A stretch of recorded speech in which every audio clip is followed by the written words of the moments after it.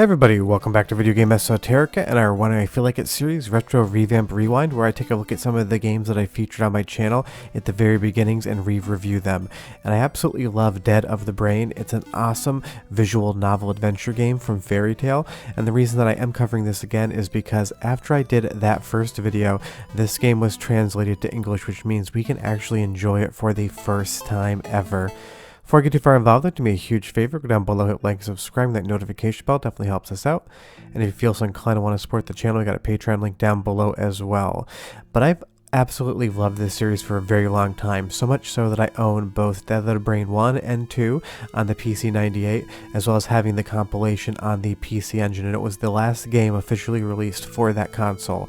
Now, the PC-98 and X68000 versions are much better than the PC Engine version, but whatever version you play, you probably want to play it in English, which only leaves you PC-98.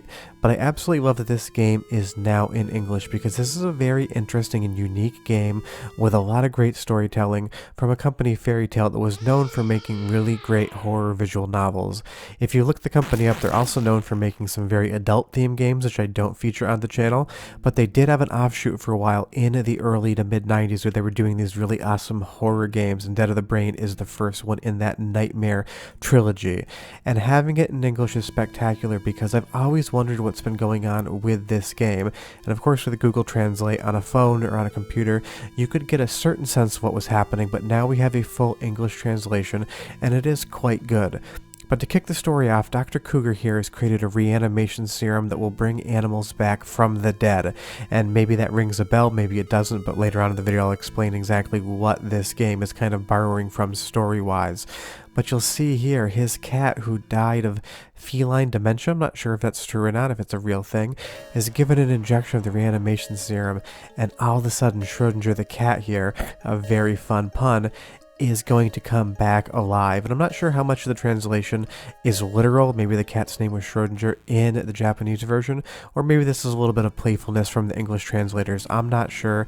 Either way, it is a fun touch.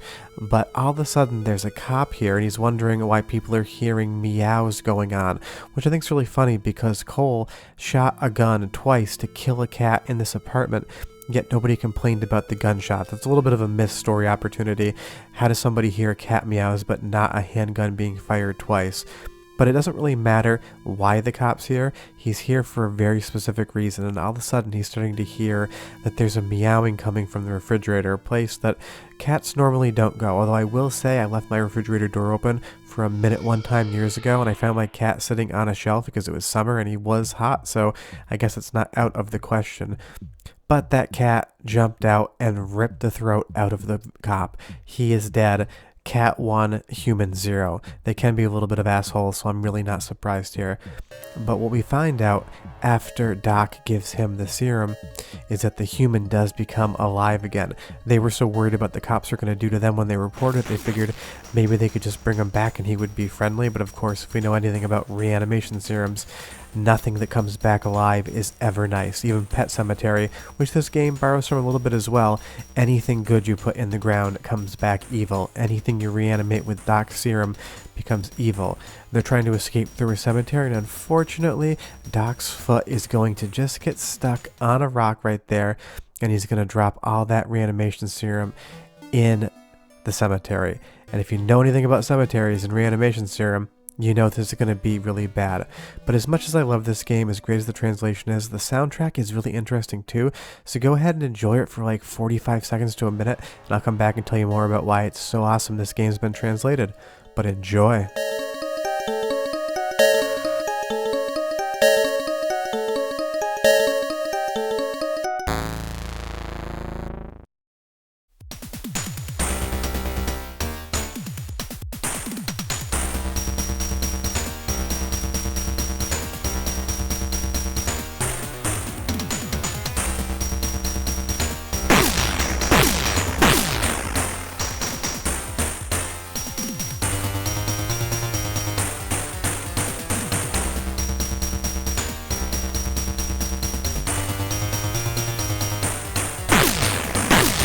I mean, it's a fun soundtrack. It's definitely never going to win any awards, and some of the other music that Fairy Tail did is much better. The soundtrack to Dracula Hakushaku is one of my favorite Japanese soundtracks of all time, but Dead of the Brain has some decent music, even though the sequel, Dead of the Brain 2, I would say is the better of the two soundtrack-wise. Not game-wise, but soundtrack-wise for sure. But now that we're at the police station here, the game starts opening up more. I've just been kind of bringing you through the intro, but now we have this full range of motion in that point-and-click adventure game style. And this is an adventure game. There are light puzzles, there are items that you need to get to progress. It isn't just a straight visual novel game. But the pixel art and the gore effects on Dead of the Brain are some of my favorite on those classic Japanese computer systems. Fairy Tail's artist had a really good way of imparting a lot of different detail in a pixelated image, because you can see the raw pixels, that dithering where it goes from dark to light. This was the best the PC-98 could do, and their artist did a great job of utilizing that, and I've always loved the look of these games. And as we go from room to room, we're looking for certain things. We're also looking for story beats, because this is a visual novel game as well as an adventure game, so sometimes you're progression locked until you've clicked on everything and gotten all the details out of it.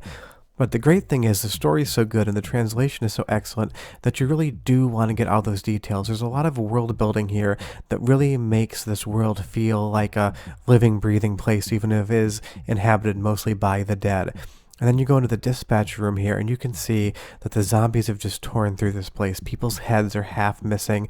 There's holes in skulls. No one's managed to escape.